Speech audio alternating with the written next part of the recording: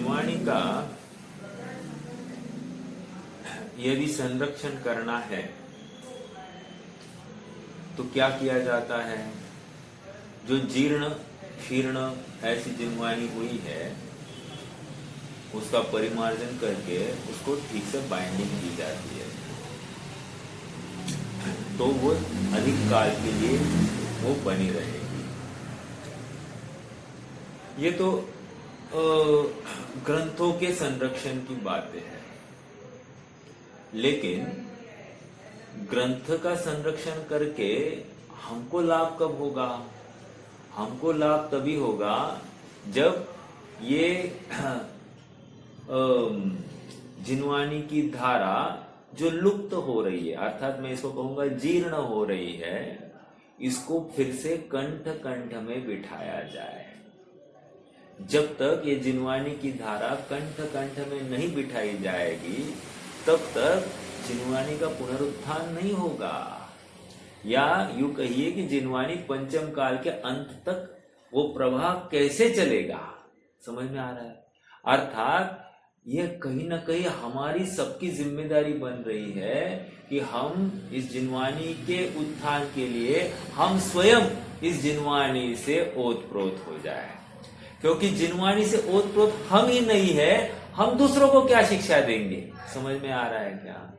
अर्थात ये जिनवाणी जो लुप्त हो रही है, इस लुप्त होती जिनवाणी को फिर से हम अपने कंठ में बसाएंगे और उसके भावों को समझेंगे और उसका अनुसरण करते हुए हम पाए जाएंगे। अर्थात हम आगे बढ़े। Charity begins at home. हम करेंगे। कौन कर रहा है कौन नहीं कर रहा है ये बात छोड़ो, या जिनवाणी करने से मेरा बहुत नुकसान होगा ये बात छोड़ो। कुछ नहीं होता नुकसान। आपको सच कहता हूं, हमको लगता है कि दान देने से पैसा घटता है, लेकिन ऐसा नहीं है। ये दान दिया ये पैसा बढ़ता है, ये दान दिया ये पैसा बढ़ता है। आप उसकी फिक्र ही मत करो कि पैसा कहां से आएगा, कैसे भी आएगा, कहीं से भी आएगा, कोई भी स्रोत से आएगा। और सुनो, पैसा आए ना आए तुम भूखे नहीं मरोगे, ये 100% बात है। और भूखे रहने की वो नौबत आ भी जाए तो तुम उस काल में भेद विज्ञान करोगे, क्योंकि जिनवाणी तुम्हारे कंठ में बसी है। भाई समझ में आ रहा है क्या?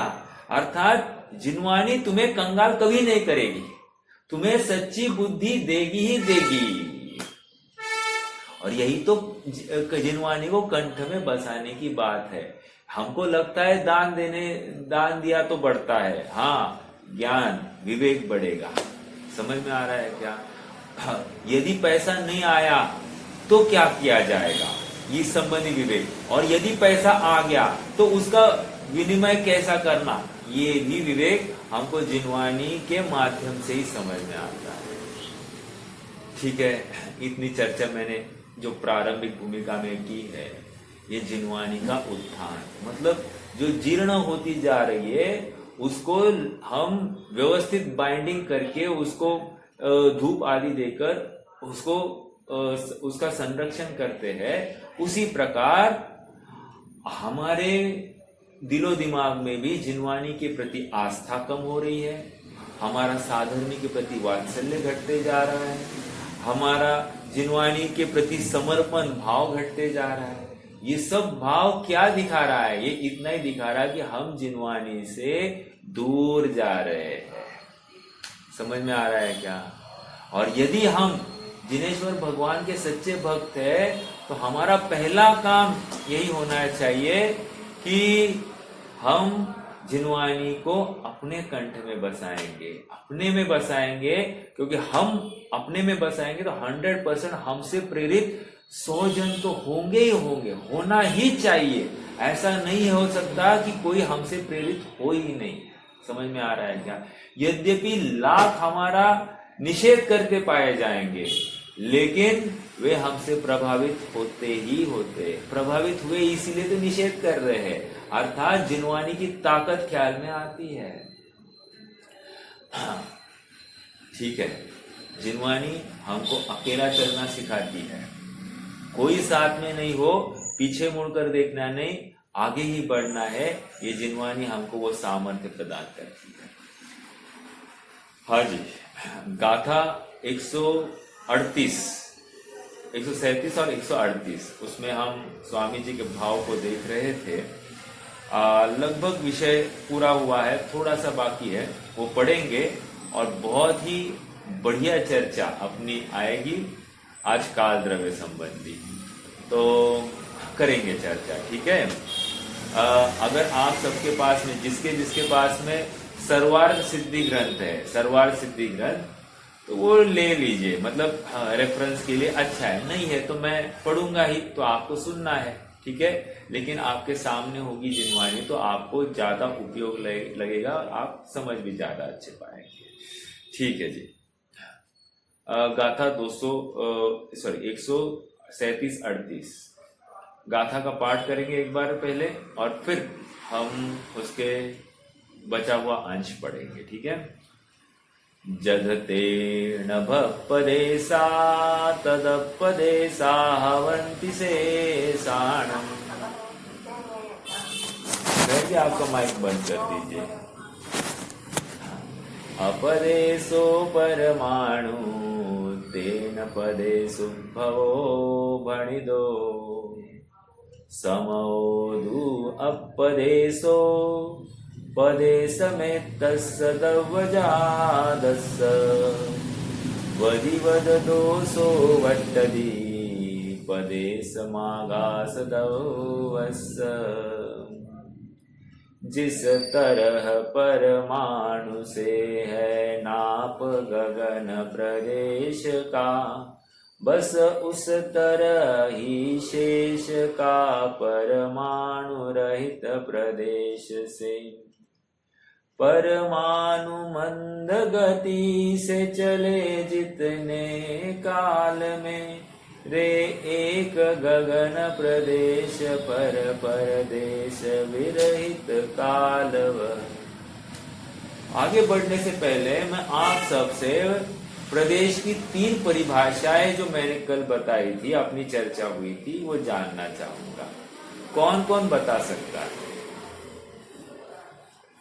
3 परिभाषाएं प्रदेश की?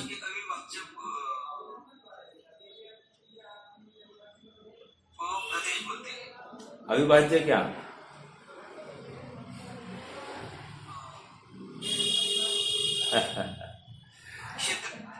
अंश, अंश को अंश, पहली परिभाषा। दूसरी परिभाषा, दूसरी बोलिए। एक परमाणु को दूसरे परमाणु तक जाने में जो समय लगता है उसको प्रदेश। गलत। इतना समय एक परमाणु को दूसरे परमाणु के पास जाना ही नहीं है साहब। एक समय को जितना क्षेत्र प्रदेश होती है। एक परमाणु मंद गति से एक समय में जितने क्षेत्र को, आकाश के क्षेत्र को लांघता है, उस क्षेत्र को प्रदेश कहते हैं, ठीक है। ये दूसरी हो गई। तीसरी बोलिए। हालांकि ये तीसरी थी, आपने दूसरी को पहली बोल दी, ठीक है।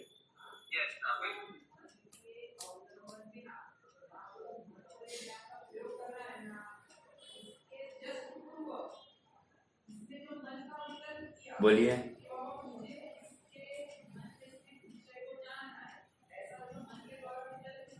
अरे सरल है ये तो, सबसे सरल तो ये थी, मतलब जो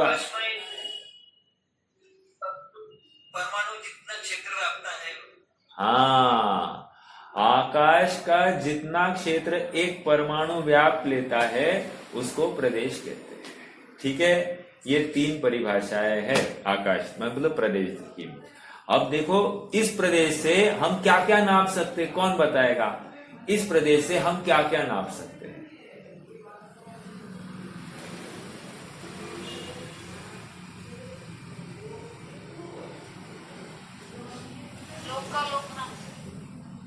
लोक और अलोक दोनों नाप सकते हैं। अर्थात लोक में क्या क्या है? जीव द्रव्य, उसका हो सकता है। पुद्गल द्रव्य, उसका नाप हो सकता है, धर्म अधर्म द्रव्य, उनका नाप हो सकता है, कालाणु, उसका भी नाप कर सकते हैं, और आकाश का तो हो ही रहा है। ठीक है, चलिए, तो सबका नाप इस प्रदेश के माध्यम से किया जाएगा, उनकी अवगाहना।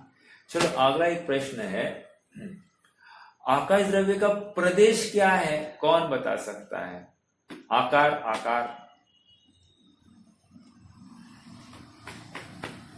आकाश द्रव्य का आकार क्या है?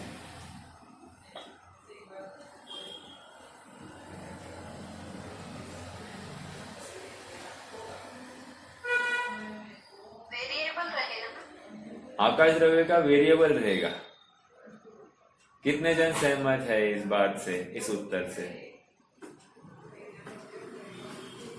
वेरिएबल क्यों कह रहे हैं आप वैसे?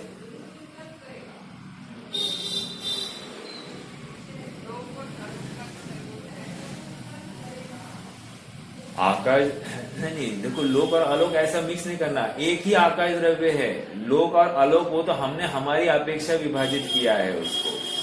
आकाश के जिस क्षेत्र में अन्य पांचों द्रव्य पाए जाते उस क्षेत्र को लोक आकाश कह रहे हैं, और जहां नहीं पाए जाते हैं उसको अलोक आकाश कह रहे हैं। अब प्रश्न तो ये था कि आकाश में प्रदेशत्व गुण है कि नहीं है, आकाश द्रव्य है कि नहीं? हाँ है, द्रव्य है, तो उसमें प्रदेशत्व गुण है ना, तो प्रदेशत्व गुण के माध्यम से उसका आकार डिफाइन कीजिए। प्रदेशत्व गुण के कारण द्रव्य का कोई ना कोई आकार होता ही होता है। अब उसका आकार बताइए ना। प्रदेश का आकार बताना है, आकाश द्रव्य का आकार बताना है। हाँ, आकाश उसको प्रदेश में ही तो बताएंगे आप। फिर वो ये जो चौकोर या नहीं, प्रदेश का नहीं बताना है। प्रदेश तो छोटा ही हो गया, प्रदेश के अपेक्षा आपको बताया आकाश द्रव्य का प्रदेशत्व, अर्थात उसका आकार क्या होगा। आकाश द्रव्य का आकार, मैं आकाश के अंश का आकार, प्रदेश का आकार नहीं पूछ रहा हूं, आकाश द्रव्य का आकार पूछ रहा हूं।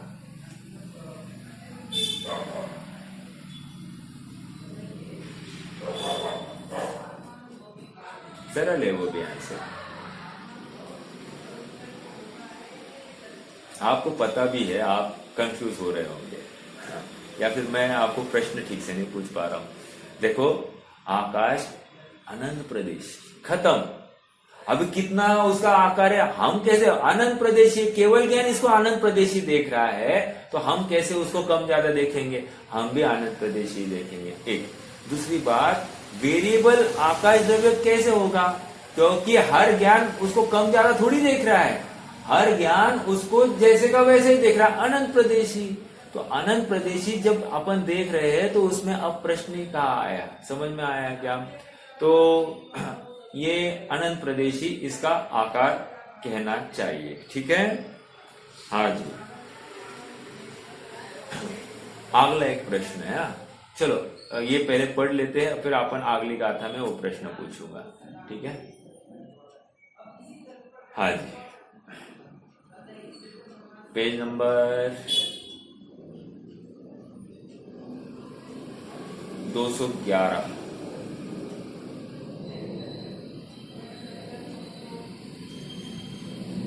जरा फास्ट पढ़ूंगा मैं। जब पुद्गल परमाणु मंद गति से आकाश के, एक मिल रहा है ना ऊपर टॉप में, जब पुद्गल परमाणु मंद गति से आकाश के एक प्रदेश से दूसरे प्रदेश पर जाता है, तब उस प्रदेश में रहा हुआ कालाणु उसको निमित्त होता है।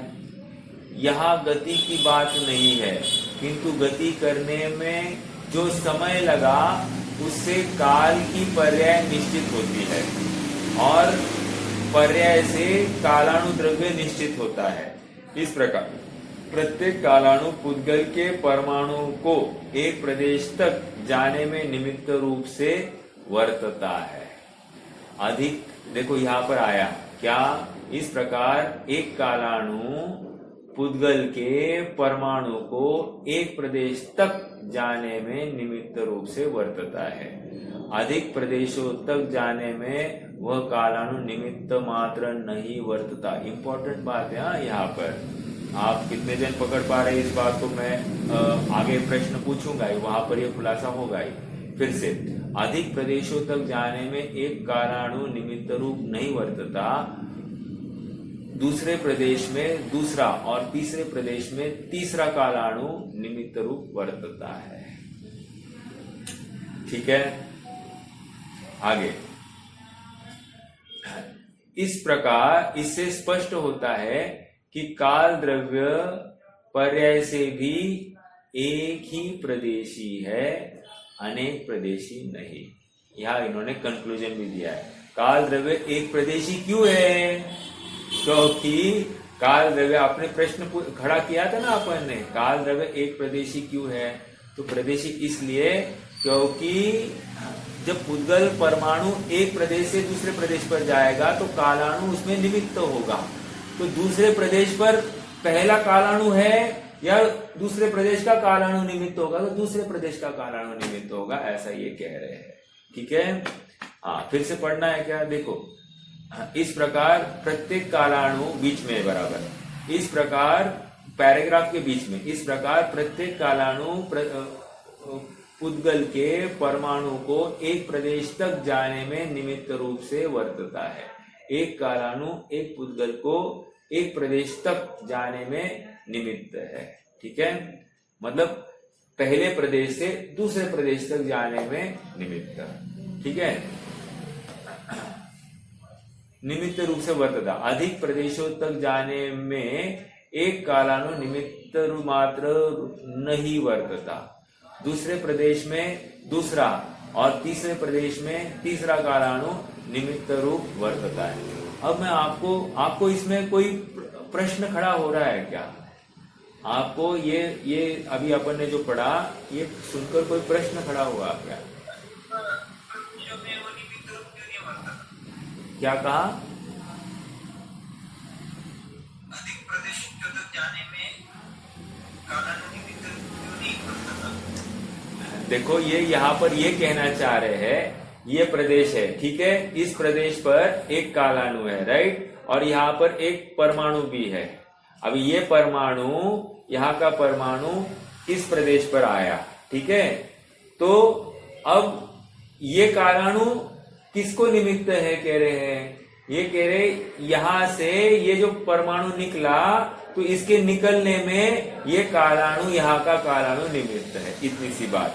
अगले प्रदेश पर जाने तक वो निमित्त है, यहां से निकलकर अगले प्रदेश पर जाने तक वो निमित्त था, बाकी उसके बाद में वो निमित्त नहीं बना। समझ में आया? मान लो 10 प्रदेश गया तो ये खाली यहां से निकलने तक ही निमित्त था, वो दूसरे प्रदेश पर गया तो वहां का कालाणु निमित्त बना, ऐसा ये कह रहे हैं। ठीक है, हाँ ना, देखो वो एक प्रश्न खड़ा हो रहा है, दूसरा प्रश्न और एक क्या होगा, ये समझ में आया क्या? अगर कालाणु परमाणु के गमन में इस प्रकार निमित्त बन रहा है तो एक प्रश्न ये है कि अलोकाकाश का परिणमन कैसे? वहां तो कालाणु नहीं है, एक। दूसरी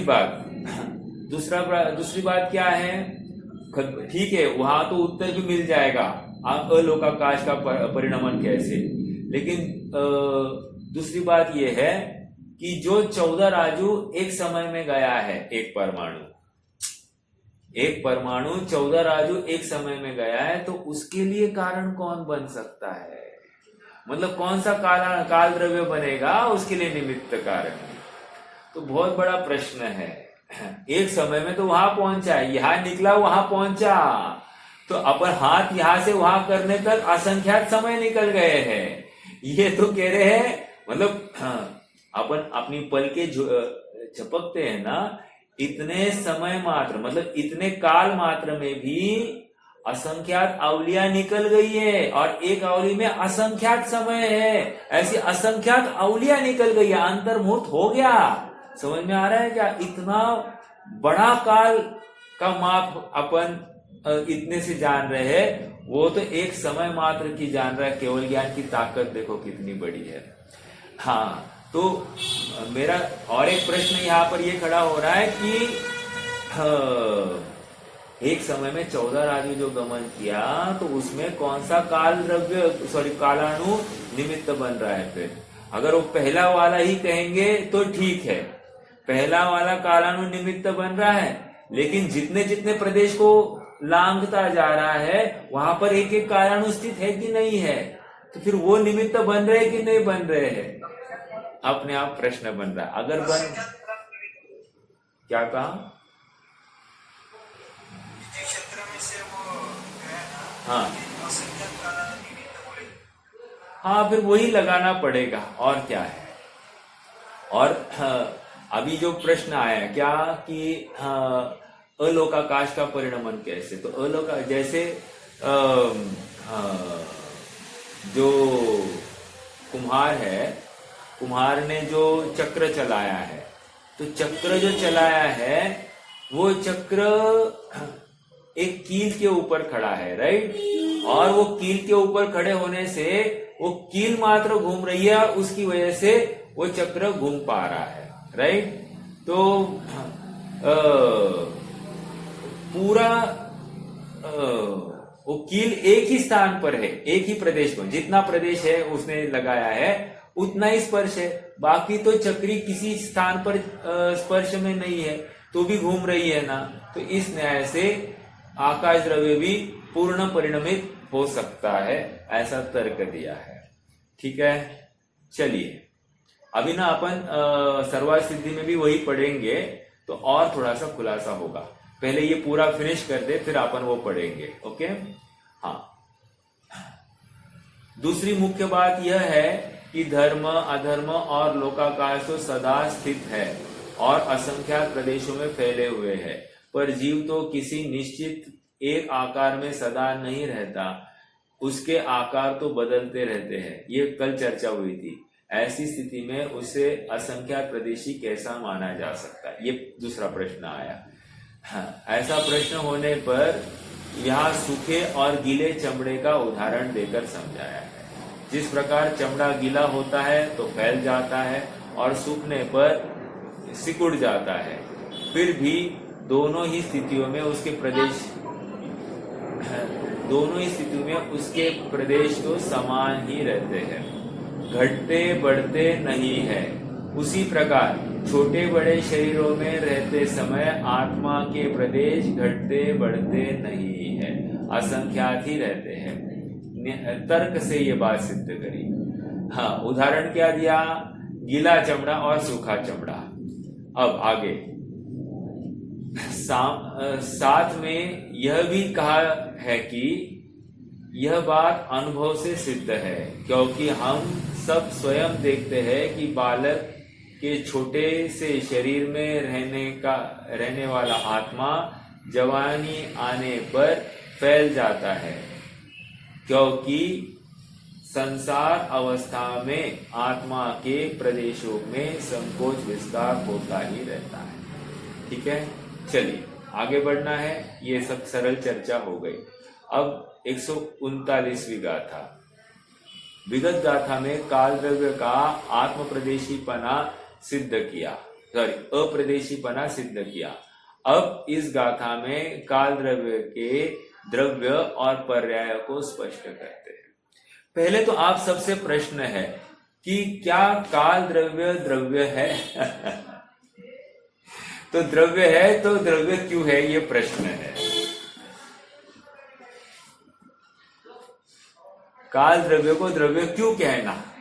अगर आपको कोई पूछे काल द्रव्य को आप द्रव्य क्यों कहते हो, तो एक तो प्रति प्रश्न ये होगा कि काल द्रव्य को द्रव्य क्यों नहीं कहना, ये दूसरा प्रश्न हो सकता है। बट अपन तो कह रहे काल द्रव्य को द्रव्य कहना, तो उसका कारण क्या, द्रव्य को द्रव्य क्यों कहा जाता है, ये पहले नक्की कीजिए। फिर काल द्रव्य में वे गुण है कि नहीं है, वो अपन डिसाइड करेंगे। अगर है तो फिर काम हो जाएगा, उसको द्रव्य अपन घोषित करेंगे। बोलिए।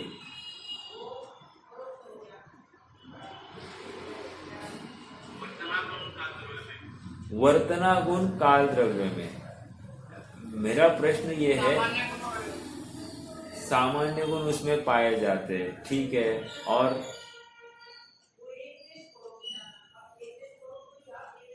आधा आंसर है। देखो द्रव्य का लक्षण क्या है, तत्वार सूत्र का सूत्र बताना है आपको।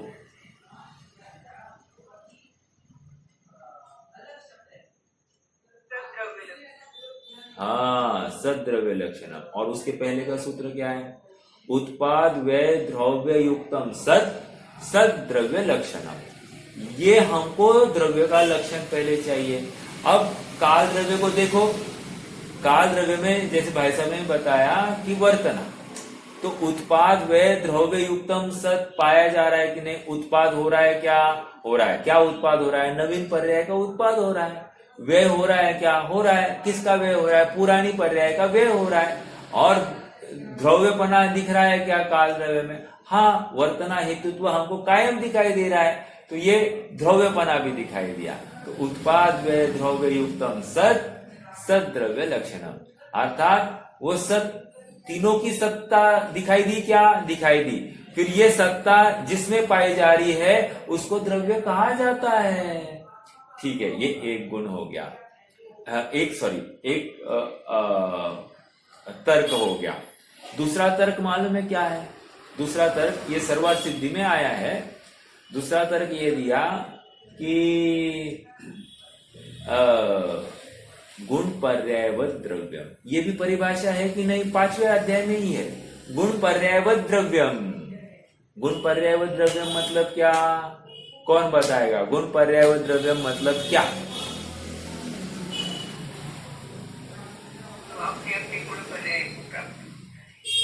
जो अपने अपने गुण पर्याय को प्राप्त होता है। एक सरल भाषा बोलूं मैं, हाँ, गुणों के तथा पर्याय के पिंड को द्रव्य कहते हैं। हाँ, ये मतलब गुणों का समूह प्लस पर्याय का समूह इज इक्वल टू द्रव्य। ये प्रवचन सार की भी यही भाषा है कि नहीं, कह रहे ये जो है ये द्रव्य है। अब आगे बताइए, काल द्रव्य में गुण है कि नहीं, हाँ है। काल द्रव्य में कितने गुण होंगे वैसे, आपको क्या लगता है? लगने की बात है, देखने को कौन गया है? अनंत गुण है, प्रत्येक द्रव्य अनंत, अनंत गुण ही है। अपना माथा नहीं चलता है कि कैसे अनंत गुण होंगे, लेकिन ठीक है, अरे ठीक है। तो काल द्रव्य में अनंत गुण, और उनकी पर्याय कितनी है, काल द्रव्य की पर्याय कितनी है,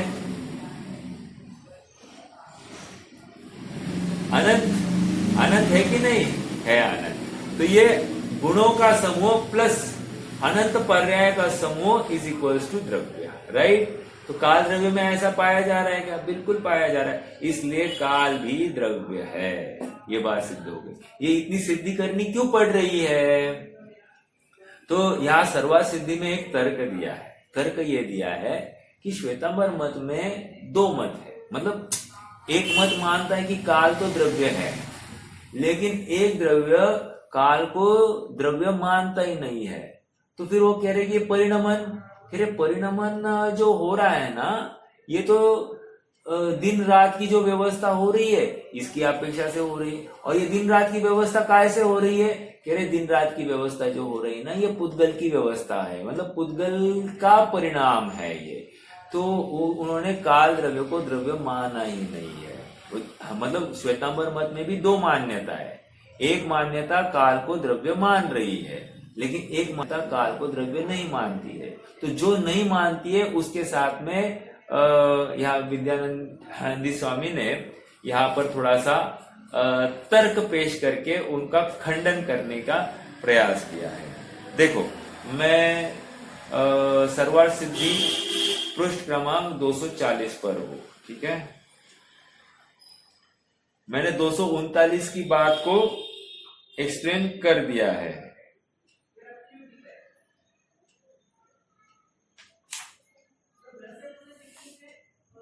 देखो,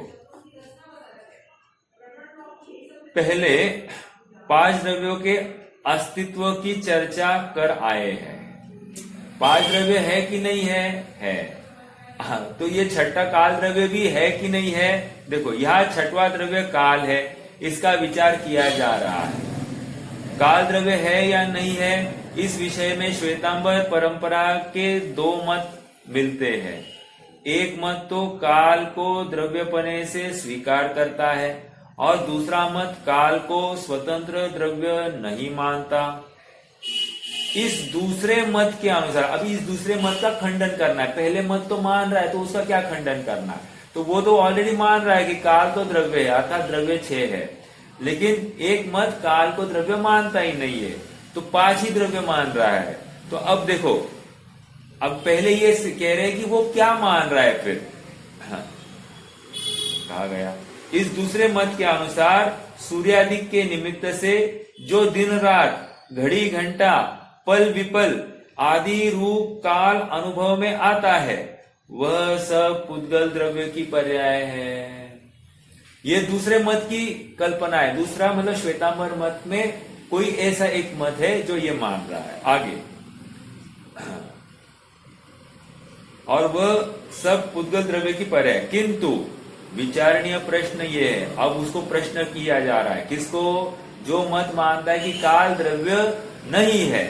विचारणीय प्रश्न यह है कि इन जीव, पुद्गल आदि द्रव्यों का परिणमन किसके निमित्त से होता है?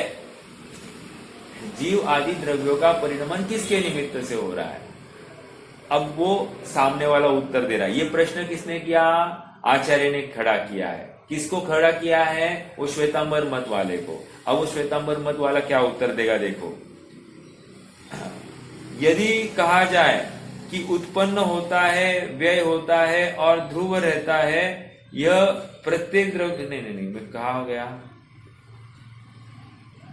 किंतु विचारणीय प्रश्न यह है कि इन जीव, पुद्गल आदि द्रव्यों का परिणमन किसके निमित्त से होता है?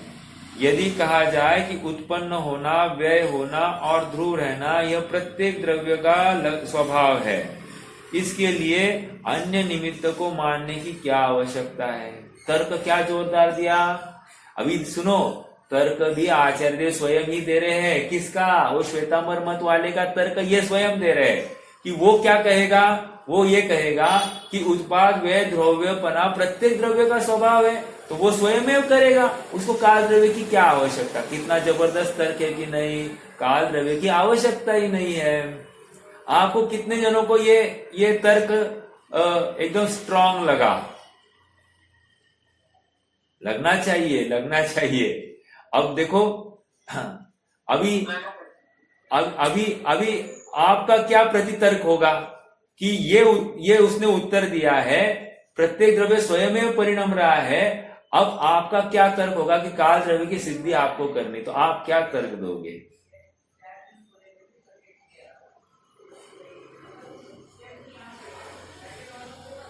और देखो उन्होंने कैसे पकड़ा। वो क्या मान रहे हैं? वो धर्म द्रव्य, अधर्म द्रव्य और आकाश द्रव्य मान रहे हैं। अब मान रहे तो क्या मान रहे हैं? गति हेतुत्व धर्म द्रव्य, स्थिति हेतुत्व अधर्म द्रव्य और अवगाहन हेतुत्व आकाश द्रव्य। ये आप क्यों मानते हो? अगर परिणमन हेतुत्व काल द्रव्य आप नहीं मान रहे हो, तो फिर इन तीनों को आप क्यों मानते हो? इनको भी मत मानो, क्योंकि प्रत्येक द्रव्य अपने उत्पाद, व्यय, द्रव्य स्वभाव से वो कायम रहता है। वो अपना परिणमन स्वयं करता है, अर्थात द्रव्य पूर्ण ही रहता है। वो स्वयं में अपने चतुष्टय को प्राप्त होता है। अपने कार्य को करने के लिए उसको किसी अन्य की आवश्यकता ही नहीं है। तो इस विश्व में रहने के लिए या गमन करने के लिए या स्थिति करने के लिए उसको अन्य की आवश्यकता ही नहीं पड़नी चाहिए। तो तुम वे अन्य 3 द्रव्यों को क्यों मानते हो? अब इस न्याय से अगर तुम उनको नहीं मानोगे तो तकलीफ क्या होगी?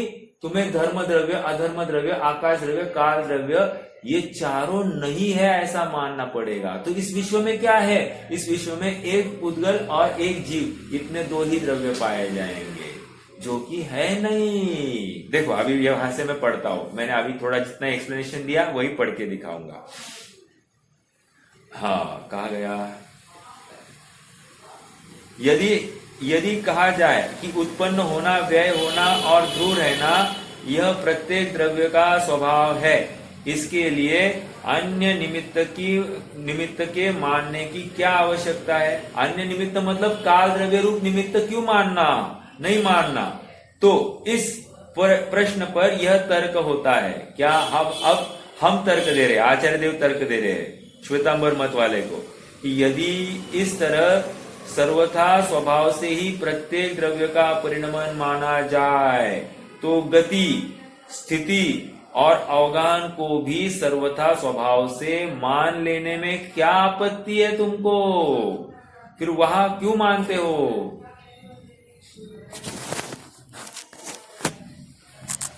तो आप हमको बताओ कि ये परिणमन किसके अपेक्षा हो रहा है? तो उसने कहा परिणमन जो हो रहा है वो स्वयं में प्रत्येक द्रव्य अपना अपना कर रहा है। तो आचार्य देव ने कहा स्वयं में प्रत्येक द्रव्य अपना अपना कर रहा है, तो ये बता फिर अवगाहन हेतुत्व, स्थिति हेतुत्व और गति हेतुत्व ये तू पर निमित्त क्यों मानता है? वो भी स्वयं में मान। ये तर्क दिया है, ठीक है। स्वभाव से मान लेने में क्या आपत्ति है?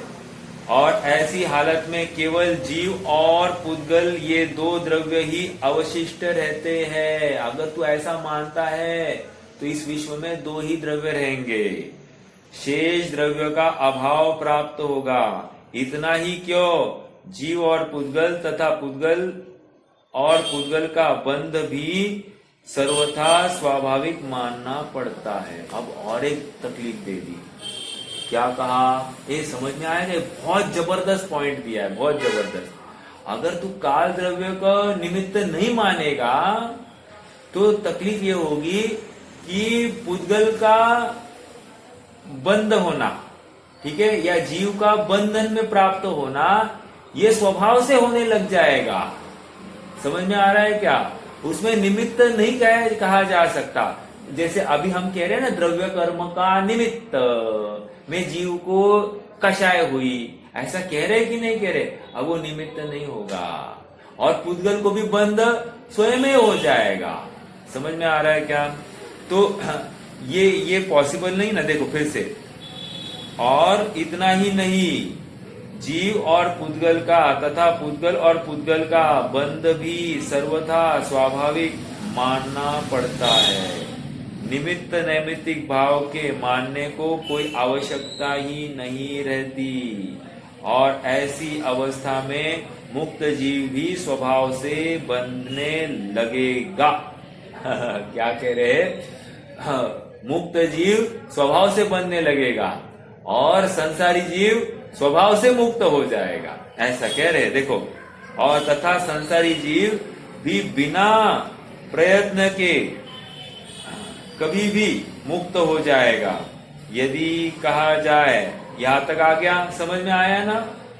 अरे ये तर्क इतना जबरदस्त है, तुम नहीं मानोगे तो कितनी बड़ी तकलीफ है। लॉजिकल आंसर है, लॉजिकल अप्रोच। ऐसा मानने में कितनी आपत्ति, इसलिए मानने में ही बहुत समझदारी है, ये कह रहे हैं। ठीक है, हमको दिखाई नहीं दे रहे, छोड़ो बात को, लेकिन है या अनुमान से नक्की कर रहे हैं, ये सबकी सिद्धि कर रहे हैं यहां पर। देखो आगे, यदि कहा जाए कि गति, स्थिति आदि कार्य है और जितने भी कार्य होते हैं वे निमित्त और उपादान इन दो के मिलने पर ही होते हैं, इसलिए गति, स्थिति और अवगाहन कार्यों को निमित्त रूप से धर्म, अधर्म और आकाश द्रव्य का अस्तित्व स्वीकार किया जाता है। प्रत्येक द्रव्य के परिणमन में काल द्रव्य के अस्तित्व को स्वीकार करने में क्या हानि है? अगर तुम उनको स्वीकार करते हो तो तुमको प्रत्येक द्रव्य के परिणमन में काल द्रव्य निमित्त है, इसमें क्या तकलीफ है? कोई कहे क्या, मान लो ना, अपने बाप का क्या जाता है? मानना नहीं मानना नहीं, जो है उसके ऊपर हम तर्क दे रहे हैं। ऐसा तो फिर फर्क नहीं पड़ता है तो क्या? देखो ऐसा भी कोई कहे ना, हाँ है तो है, अपने को क्या फर्क पड़ता है, ये भी मान्यता मिथ्यात्व है। इतना ही है, ऐसा ही है, इसी प्रकार से है, ये सब मानना पड़ेगा। इत्यकंपाय संभोवत सन्मार्गे संशया, है ना वो निशंकित अंग का छंद। तो कहने की बात इतनी है कि ये ऐसा ही है, इसी प्रकार है, अन्य प्रकार से नहीं। हाँ, तो अपना कुछ फर्क नहीं पड़ता, ये कहने का अवसर ही नहीं है, ऐसा ही है, ये हमको मानना पड़ेगा और उसका तर्क भी हमको पक्का करना पड़ेगा। आगे, हाँ, धर्म अधर्म और आकाश द्रव्य का अस्तित्व स्वीकार किया जाता है तो प्रत्येक द्रव्य के परिणमन रूप काल द्रव्य का अस्तित्व स्वीकार करने में क्या हानि है, अर्थात कुछ भी नहीं। इस प्रकार विचार करने पर काल द्रव्य का अस्तित्व सिद्ध होता है। ठीक है, ये एक पॉइंट हो गया। काल द्रव्य की सिद्धि कितना बड़ा पॉइंट है। ओके, अभी हर एक गुण की सिद्धि ऐसी ही करनी है। देखो यहाँ पर जितने भी, अभी मान लो कोई कहे सब अधर्म द्रव्य होता ही नहीं है, या कोई कहे धर्म द्रव्य होता ही नहीं है, या कोई कहे आकाश द्रव्य होता ही नहीं है, तो हर एक द्रव्य की सिद्धि इसी तर्क पर चलेगी। ओके, चलिए आगे बढ़ना है। हाँ, और एक प्रश्न खड़ा किया है पेज नंबर 241 पर। यह अभी अभी अपनी चर्चा हुई है इसके ऊपर, लेकिन यहां पर प्रश्न किया है।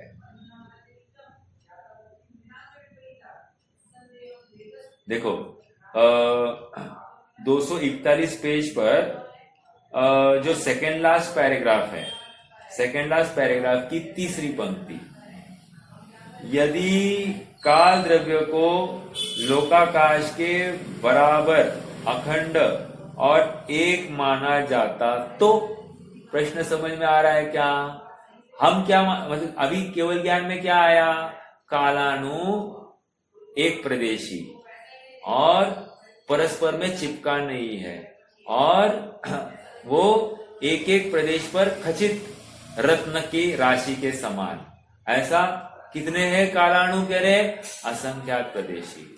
ये वैसे आप सबसे कल पूछा था कि नहीं, मुझे याद नहीं, ये कालाणु अपने प्रदेश बदलते होंगे क्या? मतलब पहले प्रदेश का कालाणु दूसरे प्रदेश पर जाए और दूसरे प्रदेश का कालाणु इस एक प्रदेश पर, पहले प्रदेश पर आए, ऐसा हो सकता है क्या? ऐसा भी नहीं होता है। ठीक है, हाँ, प्रश्न समझ में आया? यदि काल द्रव्य को लोकाकाश के बराबर अखंड और एक माना जाता तो इस अखंड समय पर्याय की निष्पत्ति नहीं होती। क्या कह रहे हैं? समय रूपी पर्याय की निष्पत्ति नहीं होती। निष्पत्ति नहीं होती मतलब क्या? अभी अभी जो तर्क दिया ना, क्या तर्क दिया था? एक परमाणु को एक प्रदेश से दूसरे प्रदेश में जाने में निमित्त क्या था? कालाणु था। एक समय था ना, तो कह रहे इस प्रदेश से इस प्रदेश पर जाने में निमित्त कालाणु था। अब आकाश द्रव्य काल द्रव्य असंख्यात प्रदेशी एक माना जाएगा, तो इस प्रदेश से इस प्रदेश पर कालाणु ही नहीं है, तो निमित्त कैसे होगा? फिर निमित्त नहीं कहा जा सकता। देखो ये अभी मैं पढ़ता हूं यहाँ पर, तो आपका तर्क यही होगा कि स्वयं में अपनी शक्ति से उद्गल चला गया और फिर उसमें निमित्त अखंड काल द्रव्य हुआ, ऐसा कह सकते हैं, विरोध आता नहीं है। लेकिन देखो अभी क्या इनके तर्क देखो, यदि काल द्रव्य को लोकाकाश के बराबर अखंड और एक माना जाता तो इस अखंड समय पर्याय की निष्पत्ति नहीं होती। पहला तर्क दिया, अखंड समय पर्याय की निष्पत्ति नहीं होगी। एक, क्योंकि उद्गल परमाणु जब एक कालाणु को छोड़कर दूसरे कालाणु के प्रति गमन करता है, तब वहां दोनों कालाणु पृथक पृथक होने से समय का भेद बन जाता है। क्या कहा? दोनों कालाणु पृथक पृथक है, इसलिए समय का भेद बन जाता है। मतलब क्या? इस प्रदेश पर पहले समय में था, इस प्रदेश पर दूसरे समय में आया, तो ये समय भेद पड़ा कि नहीं पड़ा? कह रहे एक प्रदेश से दूसरे प्रदेश में जाने में समय भेद पड़ा, इसलिए कालाणु अलग अलग होना चाहिए। अभी ये कितनी रास्त पड़ती है अपने को, ये अलग बात। इनके तर्क सुनिए, बस मैं तो ये कह रहा हूं।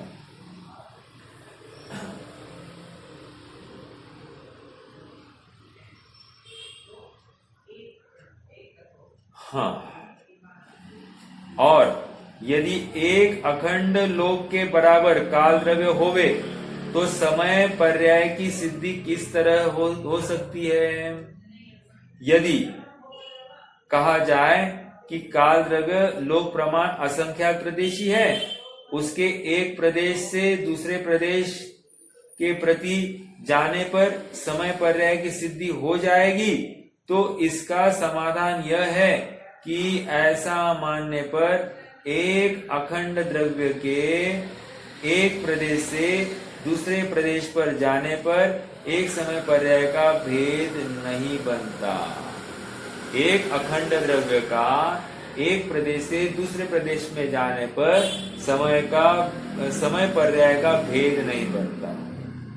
इसलिए समय पर्याय में भेद सिद्ध करने के लिए काल द्रव्य के अनुरूप में स्वीकार कर लिया गया है। इस प्रकार काल द्रव्य क्या है और वह एक प्रदेशी कैसे है, यह इस बात का विचार किया गया है। आप ये पढ़ना पैराग्राफ। तर्क ऐसे बहुत स्ट्रॉन्ग भाषित नहीं हो रहे। अब ये है केवल ज्ञान गोचर, लेकिन समझाया तो जाना पड़ेगा। कह रहे हैं एक प्रदेश से दूसरे प्रदेश पर जाने में फिर कालानु निमित्त नहीं बनेगा तो समय भेद नहीं पड़ेगा।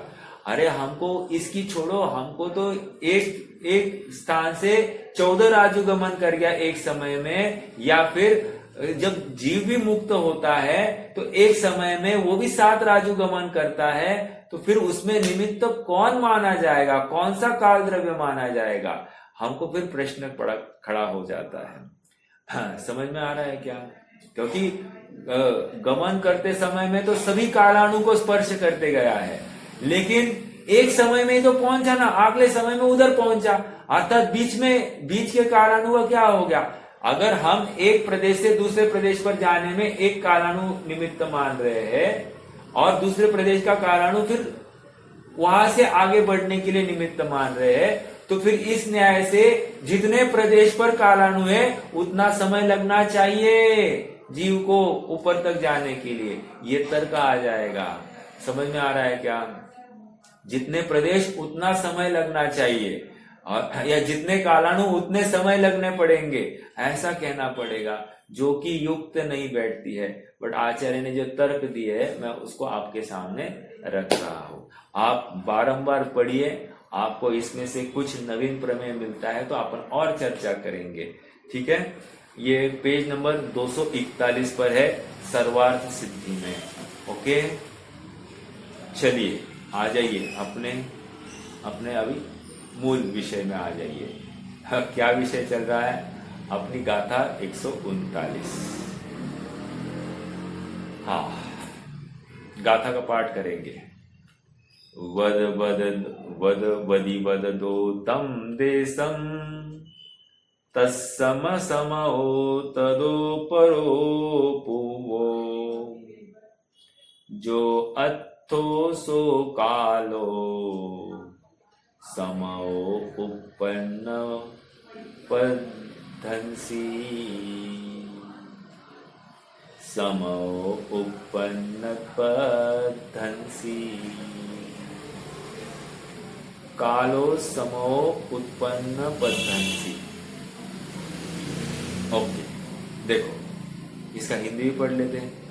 परमाणु गगन प्रदेश लंघन करे जितने काल में उत्पन्न ध्वंसी समय परापर रहे वही काल है। देखो पूर्व गाथा में भी लगभग पहली लाइन मेरे ख्याल से यही थी, क्या पुद्गल मंद गति से चले जितने काल में। अब यहाँ पर कह रहे हैं परमाणु गगन प्रदेश लंघन कर जितने काल में। वही बात आ रही क्या?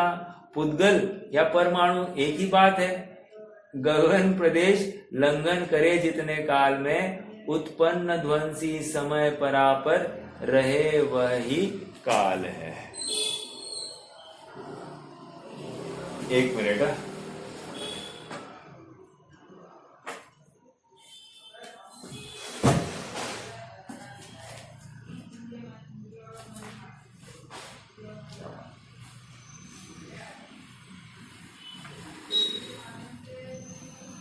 हाँ देखो, वदि वददो तम देशम।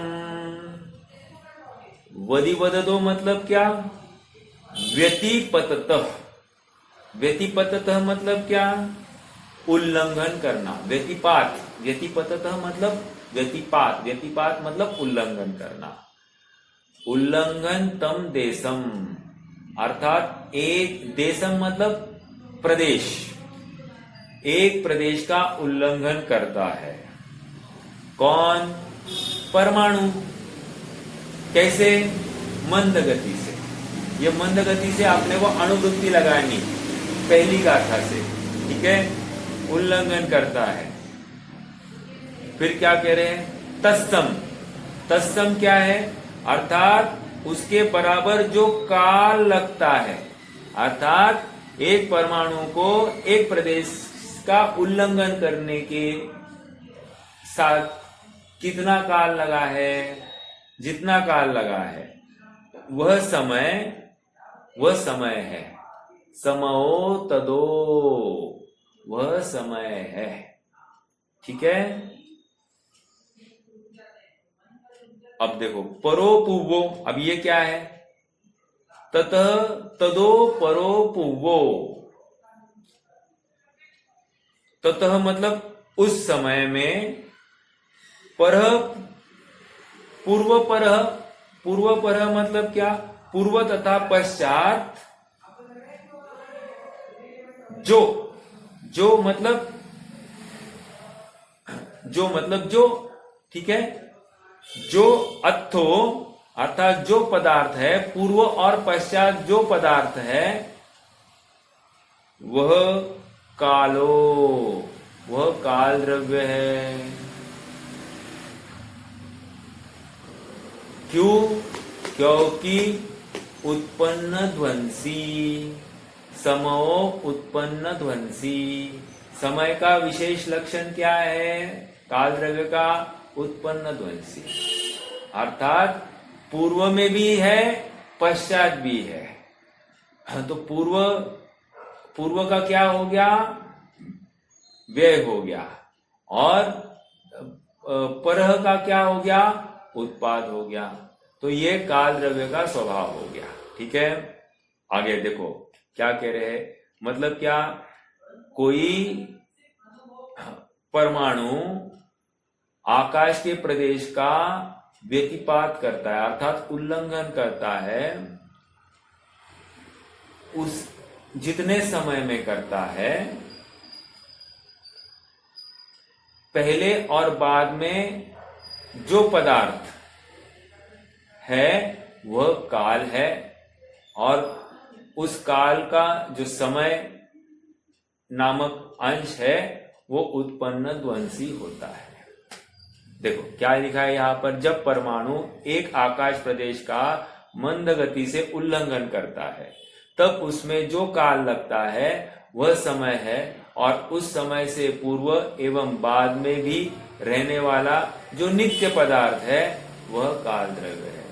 पूर्व तथा बाद में रहने वाला जो नित्य पदार्थ है वो काल द्रव्य है। हाँ, तो नित्य अवस्थित, हाँ, नित्य अवस्थित क्षौ द्रव्य है। हाँ, अवस्थित का अर्थ क्या है? कौन बताएगा? किसी को याद है क्या? अवस्थित, नित्य अवस्थित का अर्थ, नित्य तो सब बताएंगे, अवस्थित का अर्थ कौन बताएगा? बहुत चर्चा हुई है आपने उस सूत्र में।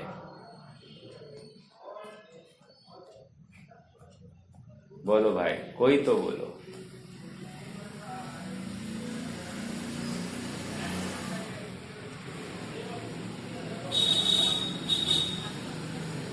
अवस्थित का अवस्थित मतलब नियत नियत, नियत मतलब नियत और हाँ, नियत मतलब क्या? निश्चित निश्चित। निश्चित हाँ, निश्चित मतलब क्या?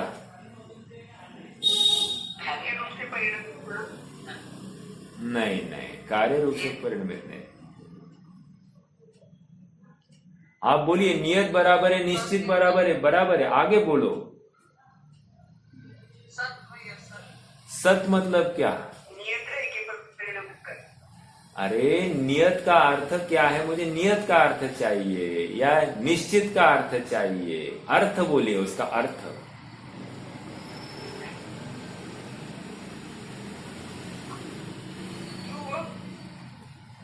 नहीं नहीं नहीं,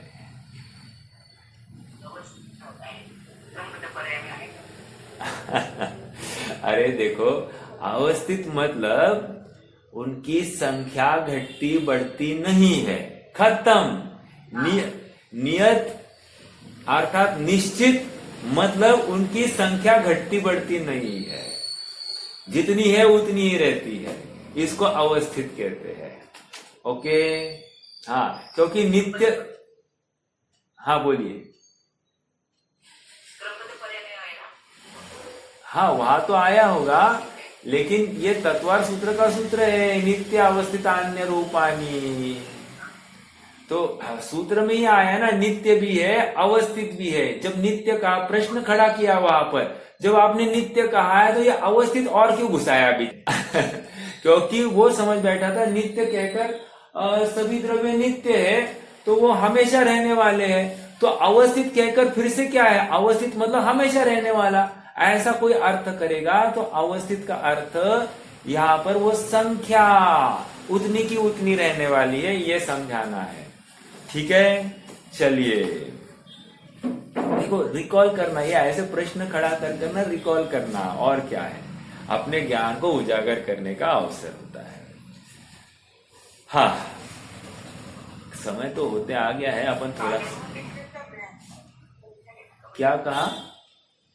क्या समय कालानुअपेक्षा संख्या लेना या समय अपेक्षा? नहीं नहीं नहीं नहीं नहीं नहीं, ये तो सभी द्रव्यों के लिए कह दिया। ये सभी द्रव्य कैसे है? नित्य है, अवस्थित है, अन्य रूपानी। हाँ, मतलब नित्य भी है, अवस्थित है। अन्य रूपानी का अर्थ देखना पड़ेगा मुझे, एग्जैक्ट अभी वो याद नहीं है। एक मिनट, मैं जरा ओपन करूं क्या वो उसको, एक मिनट, अभी शंका है तो फटाफट देख ही लेते हैं।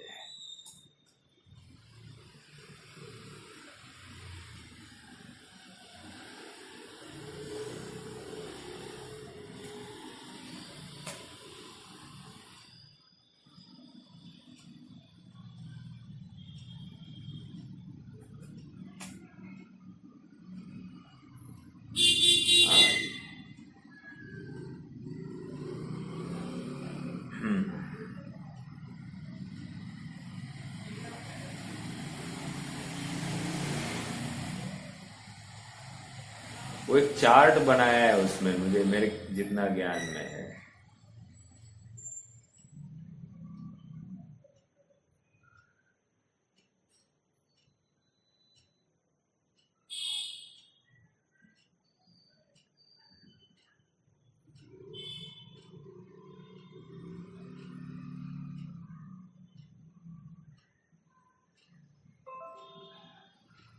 नहीं मिल रहा है मुझे।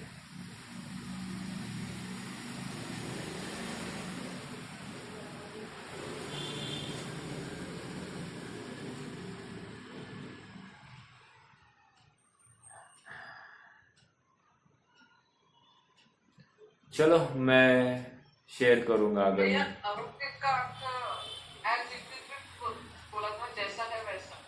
हाँ, जैसा है वैसा मतलब संख्या की अपेक्षा उसका भाव पकड़ना। ठीक है, जैसा है वैसा भी ठीक है, लेकिन अवस्थित का अर्थ वो संख्या घटती या बढ़ती नहीं है। ठीक है,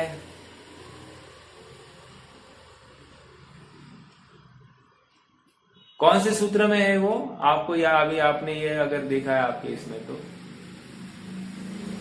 99 अच्छा, प्रवचन सार की।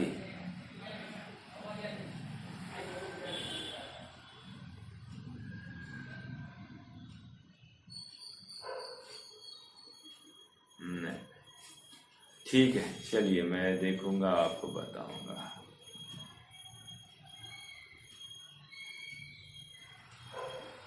स्वभाव से अवस्थित होने से द्रव्य सत्य।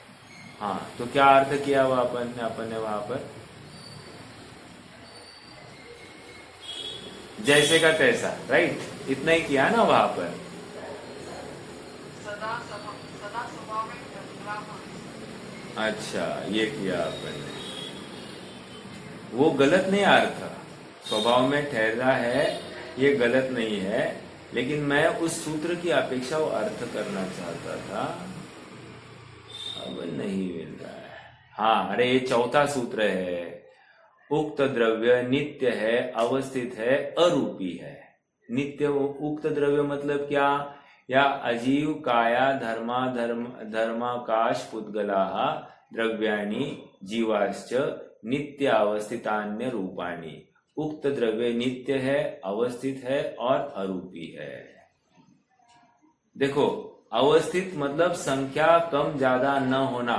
आप तालिका ओपन करना और तालिका में पेज नंबर 89 देख लेना, वहां पर उसका अर्थ मैंने कहा ना, तालिका में लिखा है, वो तालिका में एक चार्ट बना, टेबल बनाया है, टेबल में है अवस्थित मतलब संख्या कम ज्यादा न होना। ठीक है। देखो, जो प्रवचन सार का वहां अपेक्षा अलग है। द्रव्य स्वभाव से अवस्थित है मतलब क्या? द्रव्य अपनी मर्यादा को लांघता नहीं है, ये विरोध नहीं है इसमें, लेकिन मैं वो तत्वार सूत्र की अपेक्षा कथन कर रहा था। वहां पर अवस्थित का अर्थ संख्या में गड़बड़ नहीं होना, और संख्या में गड़बड़ नहीं हो रही इसका मतलब क्या?